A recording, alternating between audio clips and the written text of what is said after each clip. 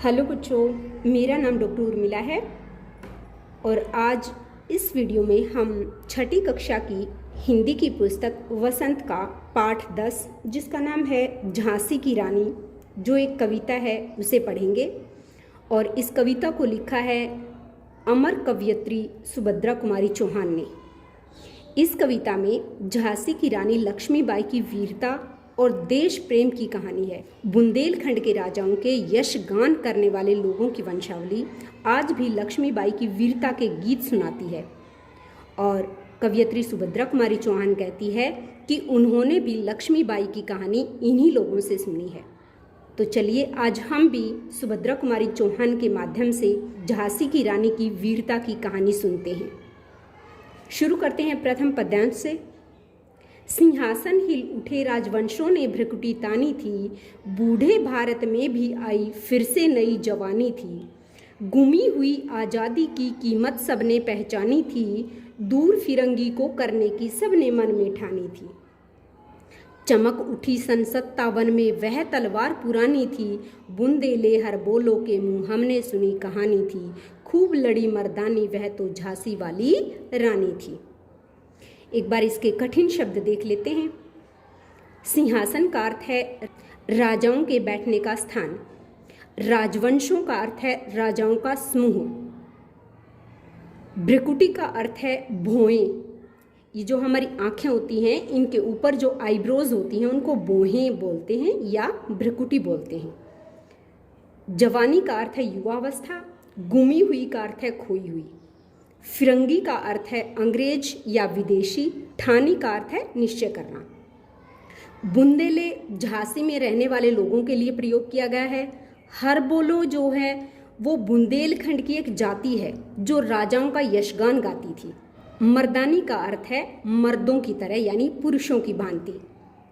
तो अब हम इसका सरलार्थ या व्याख्या करते हैं। सिंहासन हिल उठे राजवंशों ने भ्रकुटी तानी थी। अंग्रेजों के अत्याचार के कारण सिंहासन हिल उठे थे और राजाओं के समूह जो है वो अंग्रेजों पर क्रुद्ध हो गए थे। बूढ़े भारत में भी आई फिर से नई जवानी थी। लगातार कई वर्षों तक गुलाम रहने के कारण जो भारत बूढ़ा हो चुका था वह दोबारा से जवान हो गया था, यानी युवावस्था को प्राप्त हो गया था। गुमी हुई आज़ादी की कीमत सबने पहचानी थी। जिस आज़ादी को खो चुके थे हम, क्योंकि अंग्रेजों ने लगभग पूरे भारत पर अपना अधिकार जमा लिया था, तो हम जो है आज़ादी को खो चुके थे। तो जो गुमी हुई आज़ादी थी, खोई हुई आज़ादी थी, उसकी कीमत सबने पहचान ली थी। दूर फिरंगी को करने की सबने मन में ठानी थी और सभी राजाओं ने मिलकर अंग्रेजों को दूर भगाने का मन में निश्चय कर लिया था कि इन अंग्रेजों को अब यहाँ देश से भगाना है। चमक उठी सन 57 में वह तलवार पुरानी थी। यहाँ 57 का अर्थ है 1857। जो 1857 की क्रांति हुई थी उसमें जो तलवार चमकी थी वह तलवार पुरानी थी, क्योंकि इतने वर्षों से भारत के लोगों को गुलामी की आदत पड़ चुकी थी। तो उनके जो हथियार थे, यानी हथियार के रूप में जो तलवार थी, तो वो पुरानी हो चुकी थी, क्योंकि जिस चीज़ को हम प्रयोग में नहीं लाते वो पुरानी हो जाती है, जंग लग जाता है। तो वो जो तलवार थी वो 1857 में दोबारा से क्या हुई थी, चमक उठी थी। बुंदेले हर बोलो के मुँह हमने सुनी कहानी थी, खूब लड़ी मर्दानी वह तो झांसी वाली रानी थी। बुंदेलखंड की एक जाति थी हर बोलो, जो राजाओं का यशगान करती थी। कवयित्री कहती है कि उनके मुंह से हमने यह कहानी सुनी थी कि जो लक्ष्मीबाई थी वो पुरुषों की भांति युद्ध में लड़ी थी। अब हम दूसरा पद्यांश करते हैं। कानपुर के नाना की मुँह बोली बहन छबीली थी, लक्ष्मीबाई नाम पिता की वह संतान अकेली थी। नाना के संग पढ़ती थी वह, नाना के संग खेली थी, बर्छी ढाल कृपाण कटारी उसकी यही सहेली थी। वीर शिवाजी की गाथाएं उसको याद जबानी थी, बुंदेले हर बोलो के मुँह हमने सुनी कहानी थी। खूब लड़ी मर्दानी वह तो झांसी वाली रानी थी। कठिन शब्द देखते हैं। मुँह बोली का अर्थ है जो रियल बहन नहीं होती, बहन बना लेते हैं, तो वो मुँह बोली बहन कहलाती है। और छबीली का अर्थ वैसे तो सुंदर होता है, लेकिन यहाँ छबीली जो है वो रानी लक्ष्मीबाई का बचपन का नाम था। संग का अर्थ है साथ। बर्छी छोटी तलवार होती है। ढाल जो है वो युद्ध में अपनी रक्षा के काम आती है। ये जो ढाल है वो इस तरह की होती है। कृपाण तलवार होती है और कटारी खंजर होता है, यानी ये उस समय प्रयोग होने वाले सारे हथियार थे। और गाथाएं का अर्थ है कथा। जबानी का अर्थ है कंठस्थ, यानी मुंह जबानी। इसका सरलार्थ करते हैं। जो लक्ष्मीबाई थी वो क्या थी? कानपुर के नाना साहब की मुंह बोली बहन थी और उसका बचपन का नाम क्या था? छबीली था। लक्ष्मीबाई नाम पिता की वह संतान अकेली थी। इनका नाम लक्ष्मीबाई था और वह अपने पिता की इकलौती संतान थी, यानी उनके और भाई बहन नहीं थे। तो वो क्या करती थी? नाना के संग पढ़ती थी, वह नाना के संग खेली थी। वह नाना साहब के साथ ही पढ़ती थी और उन्हीं के साथ खेलती थी। बर्छी ढाल कृपाण कटारी उसकी यही सहेली थी। और उसकी सहेली कौन थी? बर्छी ढाल कृपाण और कटारी। उसके बाद लेखिका बताती है वीर शिवाजी की गाथाएं उसको याद जबानी थी। जो वीर शिवाजी थे उनकी जो गाथाएं यानी कथा थी, उनकी जो कहानियां थी वीरता की, वो उनको मुंह जुबानी याद थी। बुंदेलखंड के जो हरबोलो जाति के लोग थे, जो राजाओं का यशगान करते थे, उनके मुंह से ये कहानी सुनी थी कि जो झांसी की रानी लक्ष्मीबाई थी वह मर्दों की तरह लड़ी थी। अब हम तीसरा पद्यांश करते हैं। लक्ष्मी थी या दुर्गा थी वह स्वयं वीरता का अवतार। देख मराठे पुलकित होते उसकी तलवारों के वार। नकली युद्ध व्यू की रचना और खेलना खूब शिकार। सैन्य घेरना दुर्ग तोड़ना ये थे उसके प्रिय खिलवाड़। महाराष्ट्र कुल देवी उसकी भी आराध्य भवानी थी। बुंदेले हर बोलो के मुंह हमने सुनी कहानी थी। खूब लड़ी मर्दानी वह तो झांसी वाली रानी थी। अब हम इसके कठिन शब्द देख लेते हैं। पुलकित का अर्थ है खुश होना। वार का अर्थ है हमला। व्यू की रचना युद्ध की योजना, यानी युद्ध की जो स्ट्रेटजी बनाते हैं वो। सैन्य का अर्थ है सेना। दुर्ग का अर्थ है किला। खिलवाड़ का अर्थ है खेल। आराध्य का अर्थ है पूज्य, यानी जिसकी पूजा की जाती है, पूजनीय। और भवानी का अर्थ है पार्वती। अब इसका सरलार्थ या व्याख्या करते हैं। लक्ष्मी थी या दुर्गा थी वह स्वयं वीरता का अवतार। कवयित्री कहती हैं जो लक्ष्मीबाई थी वो स्वयं वीरता की अवतार थी। ऐसा लगता था कि वह या तो लक्ष्मी है या फिर वह दुर्गा है। देख मराठे पुलकित होते उसकी तलवारों के वार। और जो मराठे थे वो उसकी तलवारों के वार देखकर, वो जिस ढंग से तलवार चलाती थी, उसके तलवार के हमलों को देखकर खुश हो जाते थे। और वो क्या क्या करती थी? नकली युद्ध व्यू की रचना और खेलना खूब शिकार। सैन्य घेरना दुर्ग तोड़ना ये थे उसके प्रिय खिलवाड़। जो लक्ष्मीबाई थी वो क्या क्या खेल खेलती थी इसके बारे में बताया है। नकली युद्ध, जैसे बचपन में हम खेलते हैं ना कोई भी चीज नकली बनाकर, वो क्या करती थी? नकली युद्ध खेलती थी। एक तरफ से एक सेना, दूसरी तरफ से दूसरी सेना, और उनका नकली युद्ध करवाती थी। और व्यू की रचना, और उस युद्ध को जीतने के लिए स्ट्रैटेजी बनाती थी, योजना बनाती थी। और उसके अलावा क्या करती थी? शिकार खेलती थी। तो नकली युद्ध की योजना और शिकार खेलना, सेना को घेरना और किले तोड़ना, ये उसके प्रिय खेल थे। तो यहाँ लक्ष्मीबाई के खेलों के बारे में बताया है कि वो क्या क्या खेल खेलती थी। महाराष्ट्र कुल देवी उसकी भी आराध्य भवानी थी। जो महाराष्ट्र की कुल देवी भवानी थी, लक्ष्मीबाई की पूज्य देवी भी वही थी। कवयित्री कहती हैं कि बुंदेलखंड के जो हरबोलो जाति के लोग थे उनके मुंह से हमने ये कहानी सुनी थी कि जो लक्ष्मीबाई थी वो पुरुषों की भांति खूब लड़ी थी। पद्यांश 4 है। हुई वीरता की वैभव के साथ सगाई झांसी में। ब्याह हुआ रानी बन आई लक्ष्मीबाई झांसी में। राजमहल में बजी बधाई खुशियां छाई झांसी में। सुभट बुंदेलों की वृदावली सी आई वह झांसी में। चित्रा ने अर्जुन को पाया शिव से मिली भवानी थी। बुंदेले हर बोलो के मुंह हमने सुनी कहानी थी। खूब लड़ी मर्दानी वह तो झांसी वाली रानी थी। कठिन शब्द देखते हैं। वैभव का अर्थ है धन संपत्ति। सुभट का अर्थ है योद्धा। विरुदावली का अर्थ है यश गाथा। अब इसका सरलार्थ करते हैं। हुई वीरता की वैभव के साथ सगाई झांसी में। जो वीरता की साक्षात प्रतिमूर्ति थी लक्ष्मीबाई, उनकी सगाई झांसी में धन संपत्ति के साथ हुई, यानी वैभव के साथ धन संपत्ति के साथ हुई। ब्याह हुआ, रानी बन आई लक्ष्मीबाई झांसी में। लक्ष्मीबाई का झांसी के राजा गंगाधर राव के साथ विवाह हो गया और वो विवाह होकर कहाँ आई? झांसी में आई।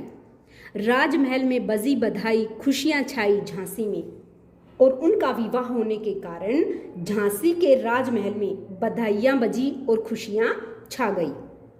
सुभट बुंदेलों की विरुदावली सी वह आई झांसी में, और उसके विवाह होने के कारण ऐसा लगता था कि जो रणकुशल योद्धा हैं उनकी कीर्ति गाथा के समान, यश गाथा के समान वह झांसी में आई है।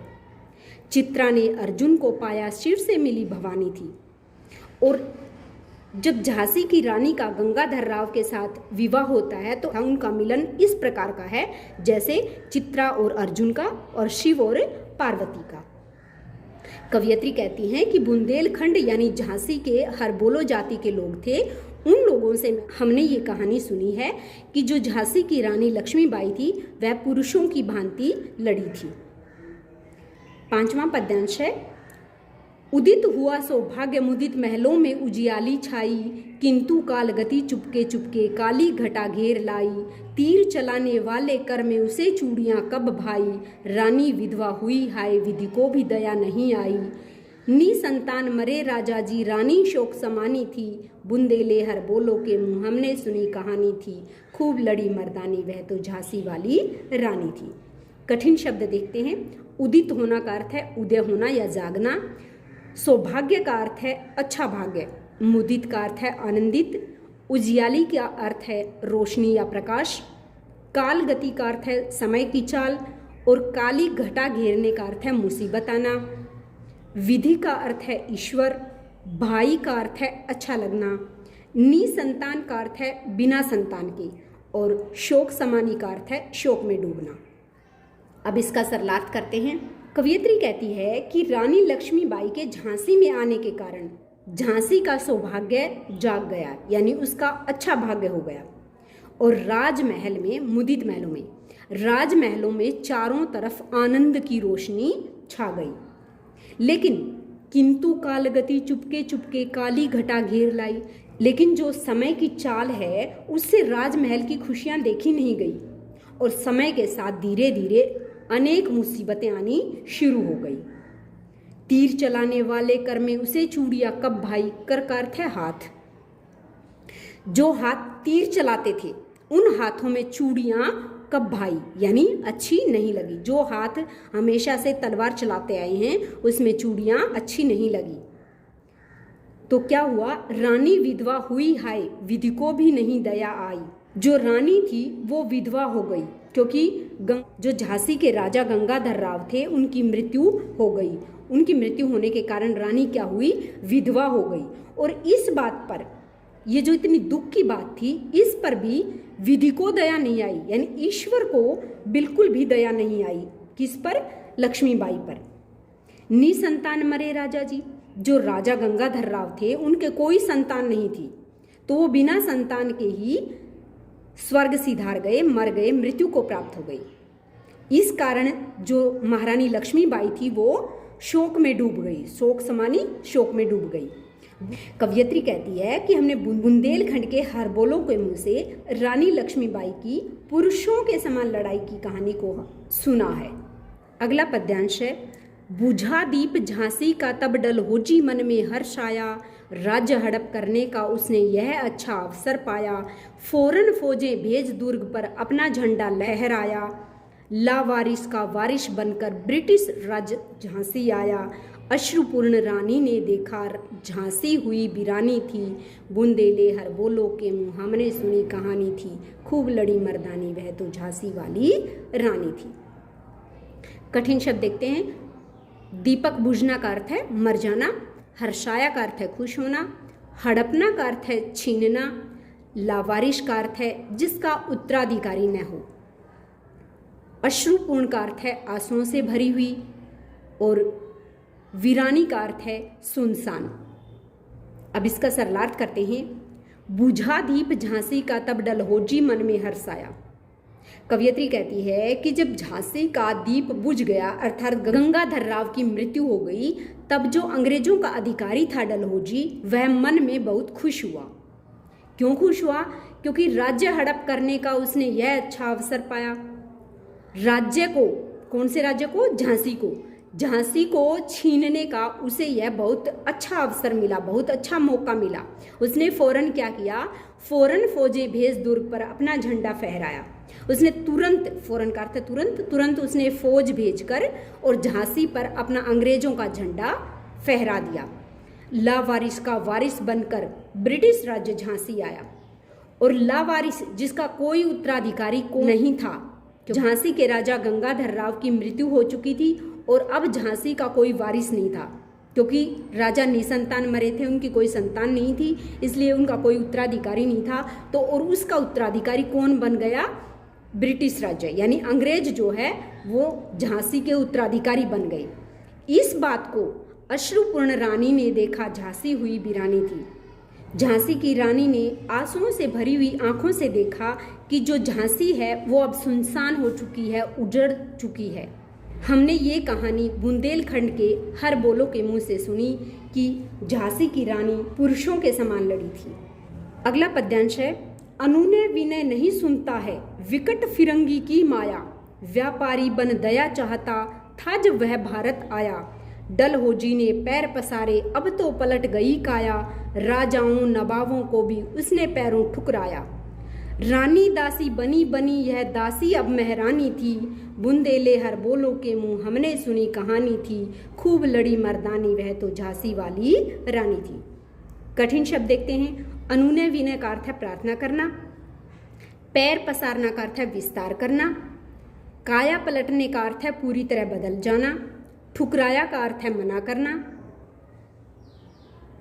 अब इसका सरलार्थ देखते हैं। यहाँ कवयित्री ने बताया है कि जो फिरंगी है यानी अंग्रेज है, उसकी माया बड़ी कठिन है। विकट का क्या अर्थ है? कठिन है। वह किसी की प्रार्थना नहीं सुनता और जिस समय वह आया था, क्या बनकर आया था? व्यापारी बन दया चाहता था जब वह भारत आया, और जिस समय वह भारत में आया तो व्यापार करने आया था और हमारे देश के राजाओं से दया चाहता था कि हमें यहाँ व्यापार करने दो भारत में। लेकिन अब स्थिति पूरी तरह से बदल चुकी थी, क्योंकि उन्होंने लगभग पूरे भारत पर अधिकार जमा लिया था। डलहौजी ने पैर पसारे अब तो पलट गई काया। अब डलहौजी ने जो है लगभग पूरे भारत पर अधिकार जमा लिया था और पूरी तरह से स्थिति बदल गई थी। राजाओं नवाबों को भी उसने पैरों ठुकराया, और उसने राजाओं को भी और नवाबों को भी हर चीज़ के लिए मना कर दिया था। वो किसी तरह की भी प्रार्थना करते तो उनको मना कर देते थे। अब क्या हुआ? रानी दासी बनी बनी यह दासी अब महारानी थी। जो रानी थी वह दासी बन चुकी थी अब, क्योंकि अंग्रेजों ने झांसी पर अधिकार कर लिया था और गंगाधर राव की मृत्यु हो चुकी थी। तो रानी जो है क्या बन गई थी? दासी बन चुकी थी। बनी यह दासी अब महारानी थी। लेकिन अब महारानी लक्ष्मीबाई ने मन में ठान लिया था कि मैं अपनी झांसी को ऐसे अपने हाथों से नहीं जाने दूंगी, तो वो अब उसने अपने आप को झांसी की महारानी घोषित कर दिया था। अंत में कवयित्री कहती है कि यह कहानी हमने बुंदेलखंड के हरबोलों से सुनी है कि झांसी की रानी वीर पुरुषों की भांति युद्ध में लड़ी थी। अगला पद्यांश है। छिनी राजधानी दिल्ली की, लिया लखनऊ बातों बात, कैद पेशवा था बिठुर में, हुआ नागपुर का भी घात, उदयपुर तंजौर सतारा कर्नाटक की कौन बिसात, जबकि सिंध पंजाब ब्रह्म पर अभी हुआ था वज्रनिपात, बंगाले मद्रास आदि की भी तो यही कहानी थी, बुंदेले हर बोलो के मुंह हमने सुनी कहानी थी, खूब लड़ी मर्दानी वह तो झांसी वाली रानी थी। इसके कठिन शब्द देखते हैं। बातों बातों में यानी आसानी से, घात का अर्थ है आक्रमण, और कौन बिसात का अर्थ है क्या हिम्मत, ब्रह्म का अर्थ है बर्मा जिसे म्यांमार भी कहते हैं, वज्र निपात का अर्थ है करारी चोट। अब इसका सरलार्थ करते हैं। कवयित्री ने इस पद्यांश में बताया है कि किस प्रकार अंग्रेजों ने धीरे धीरे भारतवर्ष के प्रमुख प्रांतों को कैसे अपने अधिकार में ले लिया। यहाँ कवयित्री बताती है कि अंग्रेजों ने भारत की राजधानी दिल्ली को छीन लिया, उस पर अपना अधिकार कर लिया। उन्होंने लखनऊ को भी बड़ी आसानी से जीत लिया। लखनऊ लिया बातों बातों में, तो लखनऊ को भी बड़ी आसानी से जीत लिया। और जो बिठूर का पेशवा था बाजीराव, उसको भी जेल में बंद कर दिया। और अंग्रेजों की सेनाओं के सामने उदयपुर, तंजौर, सतारा, कर्नाटक आदि सब राजाओं की कोई ताकत नहीं थी। अर्थात इन सभी राज्यों पर अंग्रेजों ने अधिकार कर लिया। और दूसरी तरफ सिंध, पंजाब और बर्मा, इन प्रांतों का भी पतन हो गया। और इसी प्रकार की कहानी बंगाल और मद्रास आदि राज्यों की भी थी। अर्थात ये राज्य भी अंग्रेजों ने जीत लिए थे। इस पद्यांश के अंत में कवयित्री कहती है कि हमने बुंदेलखंड के हरबोलों के मुंह से सुना था कि झांसी की रानी पुरुषों से भी अधिक वीरता से लड़ी थी। अगला पद्यांश है, रानी रोई रनिवासों में बेगम गम से थी बेजार, उनके गहने कपड़े बिकते थे कलकत्ते के बाजार, सरे आम नीलाम छापते थे अंग्रेजों के अखबार, नागपुर के जेवर ले लो लखनऊ के लो 9 लाख हार, यों पर्दे की इज्जत परदेशी के हाथ बिकानी थी, बुंदेले हर बोलो के मुंह हमने सुनी कहानी थी, खूब लड़ी मर्दानी वह तो झांसी वाली रानी थी। कठिन शब्द देखते हैं। रनिवास यानी रानियों के निवास करने का स्थान, बेगम जो नवाबों की पत्नी थी, गम दुख, बेजार परेशान, सरेआम सबके सामने, 9 लाख, वैसे तो 9 लाख का अर्थ है 9 लाख, लेकिन यहाँ 9 लाख का अर्थ है बहुमूल्य, जिसका मूल्य बहुत ज़्यादा है। पर्दा यानी घूंघट और बिकानी यानी बिकनी। अब इसका सरलार्थ करते हैं। अंग्रेजों द्वारा झांसी पर कब्जा कर लेने के कारण रानी जो थी अपने रनिवास में दुखी थी, और जो नवाबों की पत्नियां थी वो भी दुख से परेशान थी।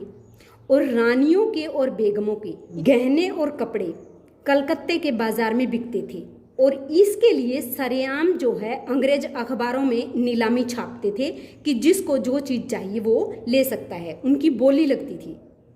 और क्या क्या बिकता था वहाँ, नागपुर के जेवर ले लो लखनऊ के लो 9 लाख हार। नागपुर के जेवर और लखनऊ के 9 लाख हार भी इन नीलामियों में बिकते थे। यों पर्दे की इज्जत परदेशी के हाथ बिकानी थी। तो इस प्रकार जो एक इज्जत थी रानियों की और बेगमों की, जो इज्जत थी वो सरेआम उनकी बेइज्जती की जा रही थी। फिर इन पंक्तियों में हर बार लेखिका कहती है कि जो बुंदेलखंड के हरबोलो जाति के लोग थे उनके मुंह से हमने ये कहानी सुनी थी कि झांसी की रानी जो थी वो पुरुषों की भांति युद्ध में लड़ी थी। अगला पद्यांश है, कुटियों में थी विषम वेदना महलों में आहत अपमान, वीर सैनिकों के मन में था अपने पुरखों का अभिमान, नाना धुंधु पंत पेशवा जुटा रहा था सब सामान, बहिन छबीली ने रणचंडी का कर दिया प्रकट आह्वान। हुआ यज्ञ प्रारंभ उन्हें तो सोई ज्योति जगानी थी, बुंदेले हर बोलो के मुंह हमने सुनी कहानी थी, खूब लड़ी मर्दानी वह तो झांसी वाली रानी थी। कठिन शब्द देखते हैं। विषम का अर्थ है कठिन, वेदना का अर्थ है पीड़ा या दुख, आहत का अर्थ है घायल, अपमान का अर्थ है बेइज्जती, पुरखों का अर्थ है पूर्वज, अभिमान का अर्थ है गौरव, रणचंडी का अर्थ है दुर्गा का एक रूप यानी युद्ध की देवी, आह्वान का अर्थ है बुलाना, और ज्योति का अर्थ है प्रकाश। अब हम इसका सरलार्थ करते हैं। कुटियों में थी विषम वेदना महलों में आहत अपमान। यहाँ कवयित्री कहती है कि अंग्रेजों के शासनकाल में जो गरीब जनता थी वो भी और जो अमीर जनता थी वो भी, यानी जो कुटियों में झोपड़ियों में रहती थी या फिर महलों में रहती थी, दोनों ही प्रकार के लोग जो है वो मुसीबतों में दिन बिता रहे थे। वीर सैनिकों के मन में था अपने पुरखों का अभिमान।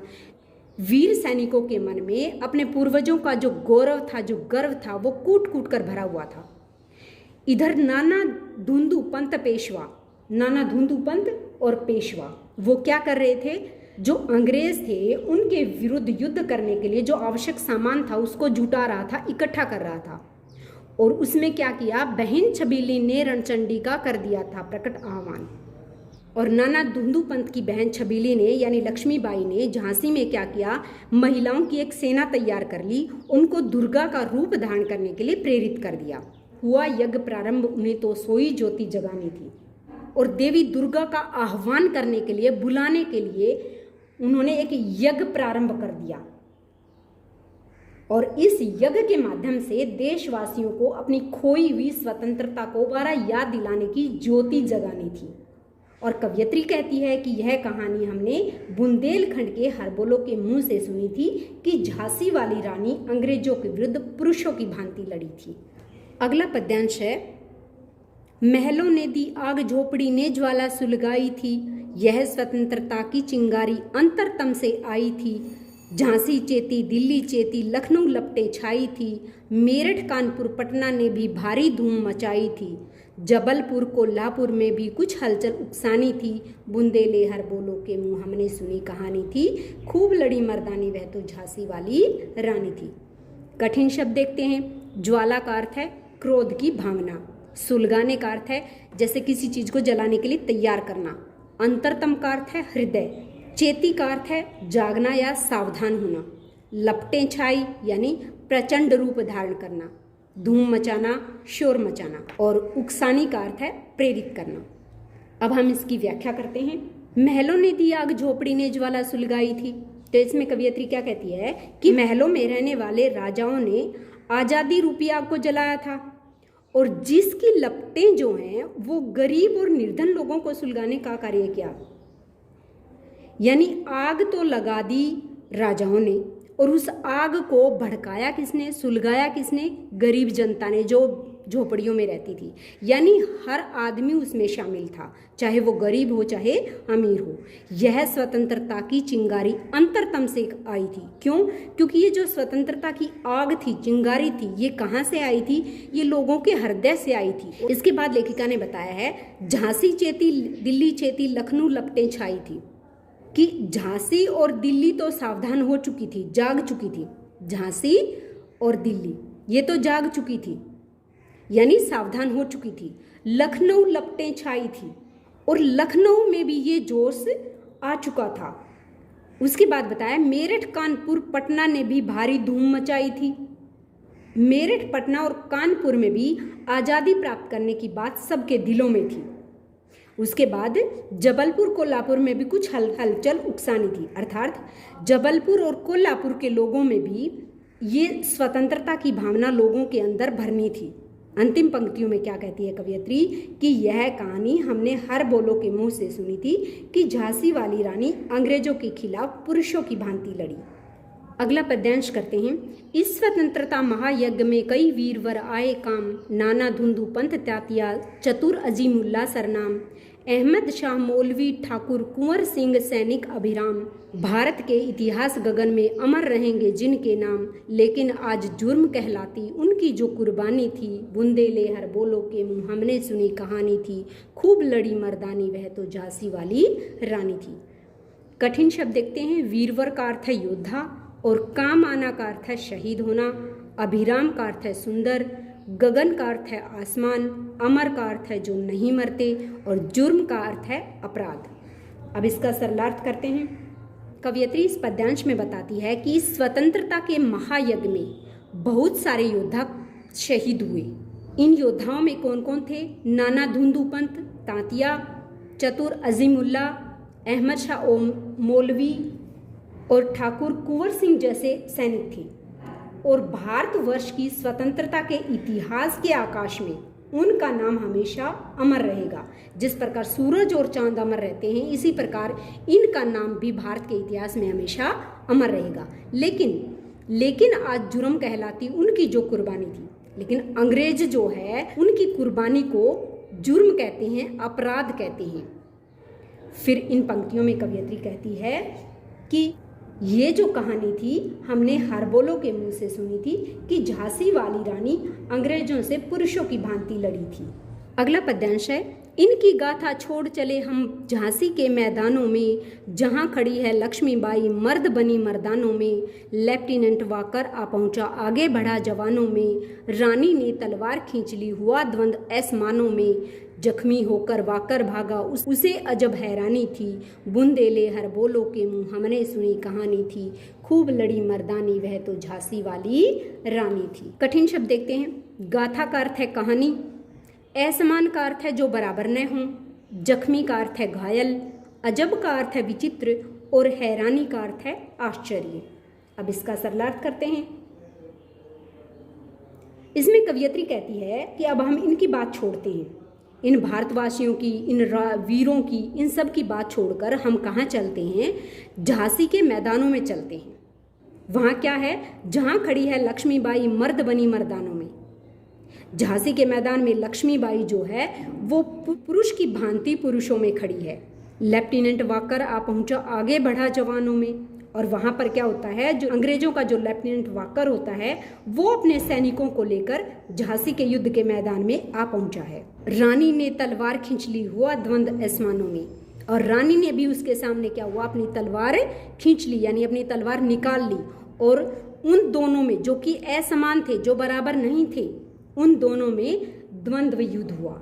और क्या हुआ, जख्मी होकर वाकर भागा, उसे अजब हैरानी थी।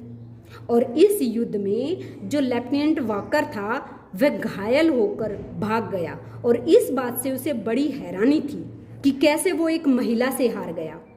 और कवयित्री कहती है कि महारानी लक्ष्मीबाई की वीरता की कहानी हमने बुंदेलखंड के हरबोलों के मुख से सुनी थी कि महारानी लक्ष्मीबाई जो है वो वीर पुरुषों की भांति युद्ध में लड़ी थी। अगला पद्यांश है, रानी बढ़ी कालपी आई, कर 100 मील निरंतर पार, घोड़ा थक कर गिरा भूमि पर, गया स्वर्ग तत्काल सिधार, यमुना तट पर अंग्रेजों ने फिर खाई रानी से हार, विजयी रानी आगे चल दी, किया ग्वालियर पर अधिकार, अंग्रेजों के मित्र सिंधिया ने छोड़ी राजधानी थी, बुंदेले हर बोलो के मुँह हमने सुनी कहानी थी, खूब लड़ी मर्दानी वह तो झांसी वाली रानी थी। कठिन शब्दों में मील शब्द आया है जो कि दूरी मापने का एक इकाई है। स्वर्ग सिधारना का अर्थ है मर जाना। अब हम इसका सरलार्थ करते हैं। कवयित्री कहती हैं कि लेफ्टिनेंट वाकर को हराने के बाद लक्ष्मीबाई ने 100 मील का सफ़र तय किया, और 100 मील का सफ़र तय करके वो कालपी पहुंच गई। वहाँ पर क्या हुआ, घोड़ा थक कर गिरा भूमि पर। इतने मील चलने के कारण महारानी लक्ष्मीबाई का घोड़ा जो है वो थक कर भूमि पर गिर गया। गया स्वर्ग तत्काल सिधार, और तत्काल यानी उसी समय स्वर्ग सिधार गया, यानी मृत्यु को प्राप्त हो गया। यमुना तट पर अंग्रेजों ने फिर खाई रानी से हार, और उधर यमुना के तट पर अंग्रेज जो थे वो रानी के हाथों दोबारा से पराजित हुए। विजयी रानी आगे चल दी, और रानी जो है यानी लक्ष्मीबाई विजय होकर आगे चल दी, किया ग्वालियर पर अधिकार, और उन्होंने ग्वालियर पर भी अधिकार कर लिया। फिर क्या हुआ, अंग्रेजों के मित्र सिंधिया ने छोड़ी राजधानी थी। जो ग्वालियर का राजा था सिंधिया वो अंग्रेजों का मित्र था। रानी लक्ष्मीबाई से डरकर उसने राजधानी छोड़ दी। बुंदेले हर बोलो के मुँह हमने सुनी कहानी थी। और कवयित्री कहती है कि बुंदेलखंड के हर बोलों के लोगों से हमने रानी की वीरता के विषय में सुना है कि वे पुरुषों की भांति लड़ी थी। अगला पद्यांश है, विजय मिली पर अंग्रेजों की फिर सेना घिराई थी, अब की जनरल स्मिथ सम्मुख था उसने मुंह की खाई थी, काना और मंदरा सखियां रानी के संग आई थी, युद्ध क्षेत्र में उन दोनों ने भारी मार मचाई थी, पर पीछे से हीरोज आ गया, हाय घिरी अब रानी थी, बुंदेले हर बोलो के मुँह हमने सुनी कहानी थी, खूब लड़ी मर्दानी वह तो झांसी वाली रानी थी। कठिन शब्द देखते हैं। अब की का अर्थ है इस बार, सम्मुख का अर्थ है सामने, और मुंह की खाना एक मुहावरा है जिसका अर्थ है हारना। मार मचाई मतलब मार काट मचाई। सरलार्थ देखते हैं। इसमें कवयित्री बताती है कि महारानी लक्ष्मीबाई को विजय मिली, परंतु अंग्रेजों की सेना ने फिर से रानी को घेर लिया, क्योंकि लेफ्टिनेंट वाकर को तो उसने जख्मी करके भगा दिया था। अब की बार कौन आया था, जनरल स्मिथ, लेकिन उसने भी मुंह की खाई, यानी वह भी हार गया। काना और मंदरा सखियां रानी के संग आई थी, और महारानी लक्ष्मीबाई के साथ उनकी सखियां काना और मंदरा भी आई थी, और युद्ध क्षेत्र में उन दोनों ने भारी मारकाट मचाई थी। लेकिन ये सब चल ही रहा था तो पीछे से क्या हुआ, पर पीछे से हीरोज आ गया। पीछे से कौन आ गया, हीरोज आ गया, अंग्रेजों का अधिकारी। हाय घिरी अब रानी थी, और जो रानी थी वो चारों तरफ से घिर गई थी। कवयित्री कहती है कि हमने ये कहानी बुंदेलखंड के हर बोलों के मुंह से सुनी थी कि रानी लक्ष्मीबाई वीर पुरुषों की भांति लड़ी थी। अगला पद्यांश देखते हैं। तो भी रानी मार काट कर चलती बनी सैन्य के पार, किंतु सामने नाला आया था यह संकट विषम अपार। घोड़ा अड़ा नया घोड़ा था, इतने में आ गए सवार। रानी एक शत्रु बहु तेरे, होने लगे वार पर वार। घायल होकर गिरी सिंहनी, उसे वीरगति पानी थी। बुंदेले हर बोलो के मुंह, हमने सुनी कहानी थी। खूब लड़ी मर्दानी, वह तो झांसी वाली रानी थी। कठिन शब्द देखते हैं। संकट का अर्थ है मुसीबत, और विषम का अर्थ है विपरीत स्थिति वाला। अड़ा का अर्थ है रुक गया। सवार का अर्थ है घुड़सवार सैनिक। बहुतेरे का अर्थ है असंख्य। और सिंहनी का अर्थ है शेरनी के समान। और वीर गति पाना का अर्थ है युद्ध में शहीद होना। सरलार्थ देखते हैं।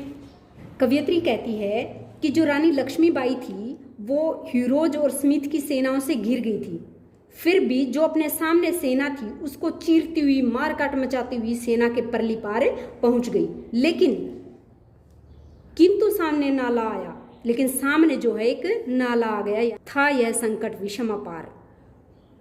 ये जो मुसीबत थी, यानी ये नाला जो आना था, ये नाला रूपी जो मुसीबत थी वो विषम यानी विपरीत स्थिति वाली थी, जिसके पार नहीं पाया जा सकता था। क्यों नहीं पाया जा सकता था? क्योंकि घोड़ा अड़ा, घोड़ा रुक गया। क्यों रुक गया?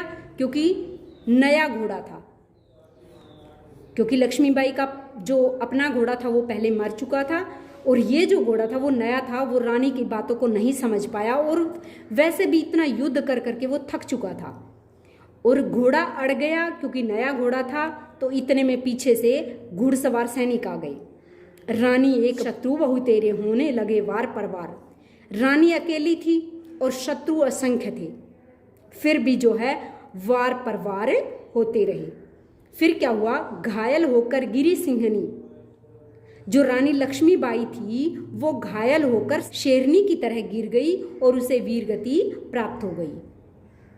कवयित्री कहती है कि हमने बुंदेलखंड के हर बोलों से सुना है कि रानी लक्ष्मीबाई वीर पुरुषों के समान लड़ी। अगला पद्यांश देखते हैं। रानी गई सिद्धार्चिता, अब उसकी दिव्य सवारी थी। मिला तेज से तेज, तेज की वह सच्ची अधिकारी थी। अभी उम्र कुल 23 की थी, मनुज नहीं अवतारी थी। हमको जीवित करने आई, बन स्वतंत्रता नारी थी। दिखा गई पथ सिखा गई, हमको जो सीख सिखानी थी। बुंदेले हर बोलो के मुंह, हमने सुनी कहानी थी। खूब लड़ी मर्दानी, वह तो झांसी वाली रानी थी। कठिन शब्द देखते हैं। सिधारना यानी स्वर्ग में जाना। दिव्य का अर्थ है देवताओं जैसी भव्य। मनुज का अर्थ है मनुष्य। अवतारी का अर्थ है अवतार। पथ का अर्थ है रास्ता, और सिखानी का अर्थ है जो शिक्षा देनी थी। इस पद्यांश में कवयित्री ने बताया है कि रानी का स्वर्गवास हो गया, वह वीरगति को प्राप्त हो गई। अब उनके शरीर की जो चिता थी, उनकी दिव्य सवारी थी, अर्थात उन्हें चिता पर लेटा दिया गया। मिला तेज से तेज, तेज की वह सच्ची अधिकारी थी। जो तेजस्वनी रानी का तेज था वो आग के तेज से मिल गया, क्योंकि वह तेज की सच्ची अधिकारी थी। यानी रानी की चिता को आग लगा दी गई। फिर कवयित्री जो है रानी की उम्र के बारे में बताती है कि उनकी उम्र अभी केवल 23 वर्ष की थी। यानी जब रानी शहीद हुई तो उनकी उम्र क्या थी? 23 वर्ष की थी। और वह मनुष्य नहीं थी, वो तो एक अवतार थी। हमको जीवित करने आई, बन स्वतंत्रता की नारी। और रानी जो है वो स्वतंत्रता की देवी बनकर हमें जगाने आई थी, और उन्होंने हमें जो मार्ग दिखाना चाहती थी, यानी बलिदान का जो मार्ग दिखाना चाहती थी वो दिखा दिया। हमें स्वतंत्रता की सीख दे गई कि अब हमें आज़ाद होना है। और अंतिम पंक्तियों में कवयित्री कहती है कि हमने बुंदेलखंड के हर बोलों के मुख से ये कहानी सुनी थी कि रानी लक्ष्मीबाई पुरुषों की भांति वीरता के साथ लड़ी। अंतिम पद्यांश है। जाओ रानी याद रखेंगे हम कृतज्ञ भारतवासी, यह तेरा बलिदान जगावेगा स्वतंत्रता अविनाशी। होवे चुप इतिहास लगे सच्चाई को चाहे फांसी, हो मदमाती विजय मिटा दे गोलों से चाहे झांसी। तेरा स्मारक तू ही होगी, तू खुद अमिट निशानी थी, बुंदेले हर बोलो के मुँह हमने सुनी कहानी थी, खूब लड़ी मर्दानी वह तो झांसी वाली रानी थी। कठिन शब्द देखते हैं। कृतज्ञ का अर्थ है उपकार को याद रखने वाले। अविनाशी का अर्थ है जो जिसका कभी नाश न हो, यानी जो नष्ट न हो। जगावेगा का अर्थ है जगाएगा। मदमाती का अर्थ है मस्त करने वाली। स्मारक का अर्थ है याद करने के लिए जो इमारत बनाई जाती है उसे स्मारक कहते हैं। अमिट का अर्थ है न मिटने वाला और निशानी का अर्थ है पहचान। अब हम इसकी व्याख्या करते हैं। इन पंक्तियों में अंत में कवयित्री ने कहा है, जाओ रानी, याद रखेंगे कि हे रानी आप स्वर्ग जाइए, हम सभी भारतवासी आपके उपकार को याद रखेंगे और ये जो आपका बलिदान है इसको कभी नष्ट नहीं होने देंगे, खत्म नहीं होने देंगे। चाहे इस बात के लिए इतिहास चुप हो जाए, चाहे सच्चाई को भी फांसी लग जाए, चाहे अंग्रेज पूरे भारत पर विजय प्राप्त कर ले, चाहे झांसी को वो गोलों से मिटा दे, लेकिन फिर भी भारतवासी आपके बलिदान को कभी नहीं भूलेंगे। और फिर कहती है कि तेरा स्मारक तू ही होगी, अपना स्मारक आप स्वयं होगी, अर्थात भारतवासियों को आपकी याद में स्मारक बनवाने की जरूरत नहीं है, आप तो स्वयं कभी न मिटने वाली निशानी है। तो और अंत में कवयित्री कहती है कि यह कहानी हमने बुंदेलखंड के हर बोलो के मुख से सुनी थी कि झांसी की रानी युद्ध के मैदान में पुरुषों की भांति अत्यंत वीरता से लड़ी। कहने का अर्थ है कि रानी लक्ष्मीबाई की स्वतंत्रता संग्राम में दी गई कुर्बानी को देशवासी कभी नहीं भूलेंगे और उनकी याद ही देशवासियों में देश प्रेम की भावना जगाएगी। इसी के साथ हमारी आज की वीडियो समाप्त हुई। अगर वीडियो अच्छी लगे तो इसे लाइक और शेयर ज़रूर करना और मेरे चैनल को सब्सक्राइब करना। Thank you.